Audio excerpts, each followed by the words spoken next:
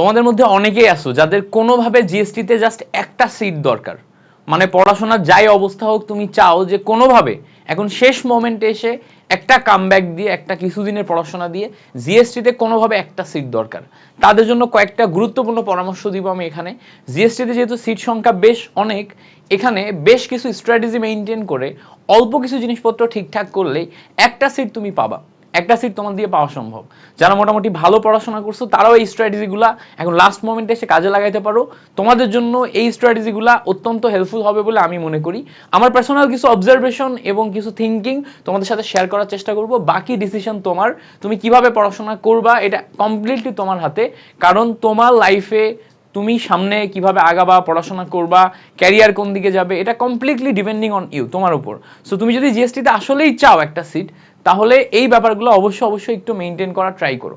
প্রথম কথা, জিএসটিতে তুমি যদি চান্স পেতে চাও, ধরো তুমি চাচ্ছ জিএসটিতে চান্স পেতে হবে, আমার একটা সিট লাগবে, তাহলে শুরুর দিকে তোমার টার্গেট থাকবে জাস্ট 50% মার্ক তোলা।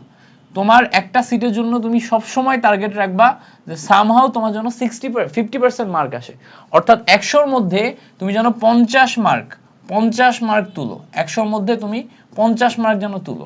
এখন এই 50 মার্ক তোলার জন্য প্রথম স্টেপ, সামনে যে কয়দিন সময় আছে তুমি যে কয়টা সাবজেক্ট দাগাবা, আমি ধরে নিলাম তুমি ফিজিক্স, কেমিস্ট্রি, ম্যাথ, বায়োলজি এই 4টা সাবজেক্টই দাগাবা। অনেকে বাংলা ইংলিশ দাগাবা, ওটা নিয়ে পরের ইস্যু। তুমি জাস্ট, আমি ধরে নিলাম তুমি 4টা সাবজেক্ট দাগাবা। তোমার প্রথমেই আইডেন্টিফাই করতে হবে যে এই 4টা সাবজেক্টের মধ্যে তোমার সবচেয়ে স্ট্রেংথ কোন দুইটা, মানে তুমি কোন দুইটা সবচেয়ে ভালো পারো কোন দুইটা। তো আমি ধরে নিলাম তুমি এই 4টা সাবজেক্টের মধ্যে কেমিস্ট্রি এবং বায়োলজি এই দুইটা সবচেয়ে ভালো পারো। তো যদি তুমি কেমিস্ট্রি এবং বায়োলজি এই দুইটা সবচেয়ে ভালো পারো, তোমার টার্গেট থাকবে কেমিস্ট্রি এবং বায়োলজিতে 15+ মার্ক তোলা। তো তুমি এই দুইটা সাবজেক্ট এত বেশি পড়াশোনা করবা এখন লাস্ট মোমেন্টে যেন এটা 15 থেকে 18 বা 15 থেকে 20-এর ঘরে মার্ক আসে। তো ধরে নিলাম এই দুইটাতে তুমি 15+ মার্ক তুলতে পারতেছো, তাহলে কেমিস্ট্রি এবং বায়োলজি এই দুইটাতে তুমি 15 মার্ক তোলার টার্গেট নিলা। এবং ফিজিক্স এবং ম্যাথ এখানে 25-এর মধ্যে তোমার এমন কিছু কোশ্চেন থাকবে, বেসিক থিওরিটিক্যাল প্রশ্ন, ফর্মুলা, একক, মাত্রা সমীকরণ, বেসিক ছোট ছোট ক্যালকুলেশনের ম্যাথ, যেগুলা তুমি মোটামুটি ম্যাথের এবং ফিজিক্সের বেসিক থাকলেই 10 করে মার্ক তুলতে পারবা। মানে যারা ইতিমধ্যে ক্লাস করছো, তুমি যে কোনো একটা কোচিং এ ক্লাস করছো, একবার করে ক্লাসগুলো দেখছো, বেসিক ম্যাটেরিয়ালগুলো করছো, কোশ্চেন ব্যাংকগুলো সলভ করছো, তোমরা অলরেডি কমন কিছু কোশ্চেন শিখে ফেলছো, সহজ কিছু প্রশ্ন শিখে ফেলছো, বোর্ডের কিছু জিনিসপত্র শিখে ফেলছো, ওইগুলা তোমার এখানে আসবে, এখান থেকে তুমি 10 করে মার্ক তুলতে পারবা। তাহলে দেখো মোট মিলায় যদি তুমি ক্যালকুলেশন করো 15-15-30 আর 20 মিলে 50, এই 50 মার্ক তোমার টার্গেট থাকবে। প্রথমত তোমার একটা সিট নিশ্চিত করার জন্য এই 50 মার্ক টার্গেট থাকবে। তাহলে তুমি কি করবা, তোমার দুইটা সাবজেক্ট হচ্ছে স্ট্রেংথ, এই দুইটা সাবজেক্টে তুমি ফুল ফোকাস দিবা, এই দুইটা সাবজেক্টে তুমি কি করবা, ফুল ফোকাস দিবা। আর দুইটা সাবজেক্ট তোমার হচ্ছে উইকনেস, এই দুইটা সাবজেক্টে তুমি লো ফোকাস দাও, সমস্যা নেই, এই দুইটা সাবজেক্টে লো ফোকাস দাও, তবে এই দুইটা সাবজেক্টের কমন স্পট যেগুলো আছে সেগুলোতে ফোকাস দিবা। এবার আমি ধরলাম যে তুমি জানো না কোন সাবজেক্ট থেকে কি কি আসবে, কোন কোন ম্যাটেরিয়ালগুলো, কোন কোন জায়গাগুলো তোমার পড়াই লাগবে এই মোমেন্টে দাঁড়িয়ে, জাস্ট তুমি 50+ পাওয়ার জন্য। প্রথমে আসি তোমার স্ট্রেংথের জায়গাতে, বায়োলজি এবং কেমিস্ট্রিতে। বায়োলজি তুমি প্রথমত জিএসটির কিউবিটা একদম 100% সলভ করবা, এবং বায়োলজিতে এক্সপার্ট কোনো বড় ভাইয়ার রিভিউ ক্লাস করবা।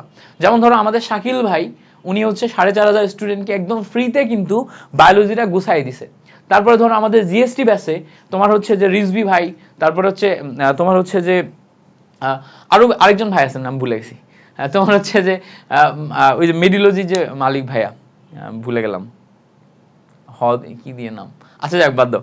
তো আমি হচ্ছে প্রচন্ড নাম ভুলে যাইতে এক্সপার্ট। তো এই যে ভাইয়ারা যারা হচ্ছে অল্প কিছু মানে রিভিউ ক্লাসের মাধ্যমে তোমাদের বায়োলজি গুছাই দিচ্ছে, তো এই বায়োলজির এই রিভিউ ক্লাসগুলা করার মাধ্যমে তুমি একদম হটস্পটগুলা, সবচেয়ে ইম্পর্টেন্ট স্পট যেগুলো থেকে প্রশ্ন সবচেয়ে বেশি আসে, ওই স্পটগুলা ভালো করে পড়ে ফেলো। তো কিউবি সলভ করার ওই স্পটগুলো ভালো করে পড়ে, বায়োলজির তোমার কম্প্যাক্ট কোনো নোট যদি থাকে, মেডিকেলের প্রিপারেশন যদি কেউ নিয়ে থাকো, মেডিকেলের কম্প্যাক্ট নোট বা মেডিকেলের কম্প্যাক্ট বুক বা প্রিপারেশনের যদি কোনো বই থাকে, সেই জিনিসপত্রগুলো বারবার রিভিউ করো, মাল্টিপল টাইম রিভিউ করো। তোমার যদি বায়োলজি স্ট্রেংথের জায়গা হয়, তোমার এই জিনিসপত্রগুলো বারবার রিভিউ করতে হবে। যত বেশি রিভিউ করবা তোমার জন্য তত ভালো। ওকে, বুঝতে পারছো? এবার খেয়াল করো, তুমি কেমিস্ট্রিতে আসলা, কেমিস্ট্রিতে তোমার প্রথম কাজ হবে তোমার যদি ক্লাস করা থাকে এবং সেই ক্লাসের ক্লাস নোট থাকে সেটা রিভিউ করা। এরপরে তুমি জিএসটি কিউবি সলভ করতে পারো, এর পাশাপাশি আরেকটা জিনিস মাস্ট করবা, সেটা হচ্ছে হাজারি স্যারের বইয়ে সলভ করবা। হাজারি স্যারের এমসিকিউ গুলা মাস্ট সলভ করবা। কেন? হাজারি স্যারের এমসিকিউ গুলা থেকেই অনেক ক্ষেত্রে ইনফরমেটিভ কোশ্চেন গুলা, অনেক ক্ষেত্রে অনেক ম্যাথমেটিক্যাল কোশ্চেন, অনেক ক্ষেত্রে অনেক বিক্রিয়া হুবহুব তুলে দেয়। হাজারি স্যারের কোশ্চেন যদি তুমি সলভ করতে পারো, হাজারি স্যারের এখানে মোটামুটি 1200 থেকে 1500 কোশ্চেন আছে, এই কোশ্চেনগুলো তুমি যদি সলভ করতে পারো, এইগুলোর ভিতর থেকে তুমি হিউজ পরিমাণ কমন পাবা। মানে ধরো 25-এর ভিতর 15টা কোশ্চেন তুমি এখান থেকেই পাবা, ঠিক আছে? 15টা কোশ্চেন তুমি এখান থেকেই পাবা। তো তুমি GST question bank, class note এবং হাজারি স্যার, এই তিনটা করলে তুমি যদি এখানে তোমার বেসিক ভালো তৈরি হয়, এখানে তুমি যদি আসলেই এই জিনিসপত্রগুলোতে এক্সপার্ট তৈরি হও, প্রথম কথা বেসিক ভালো, 2 নাম্বার কথা এক্সপার্ট। আবার বলি, প্রথম কথা বেসিক ভালো, 2 নাম্বার কথা এগুলো সলভ করতে করতে তুমি এক্সপার্ট তৈরি হয়ে গেছো।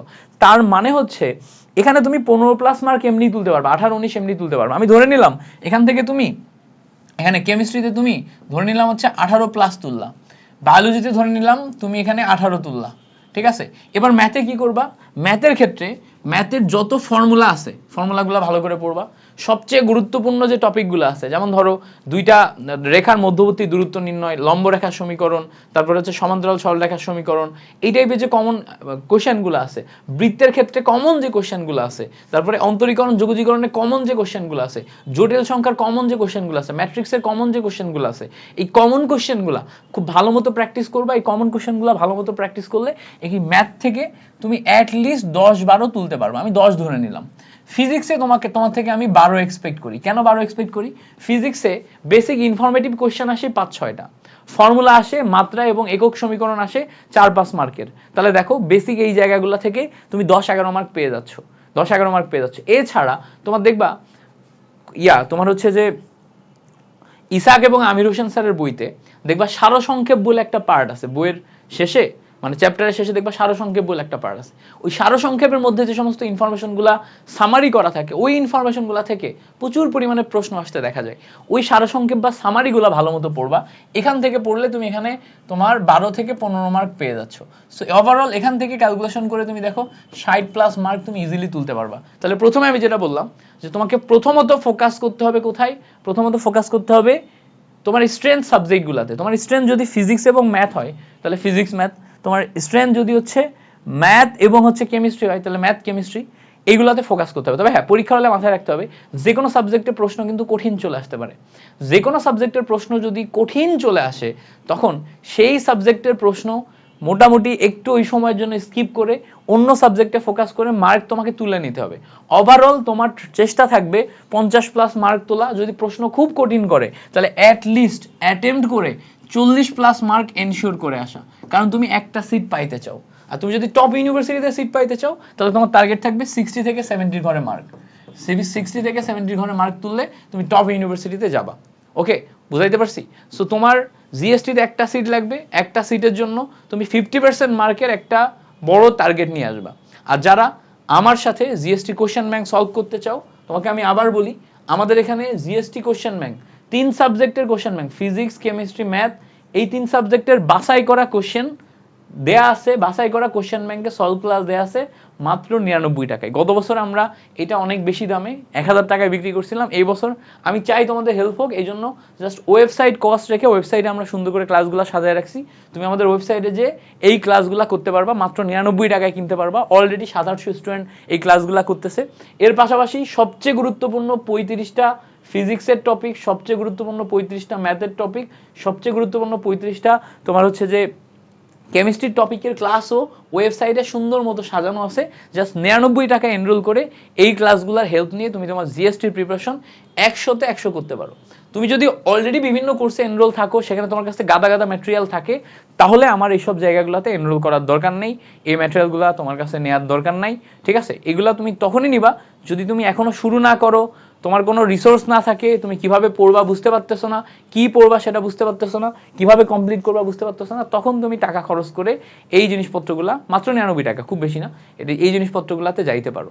তবে হ্যাঁ, যদি না থাকে, মানে যদি না থাকে তখনই, আর যদি তুমি আমার ক্লাস বুঝো তখনই। বুঝতে পারছো? তো জিএসটিতে একটা সিট পাইতে গেলে এই জিনিসপত্রগুলো মাস্ট মেনটেন করবা।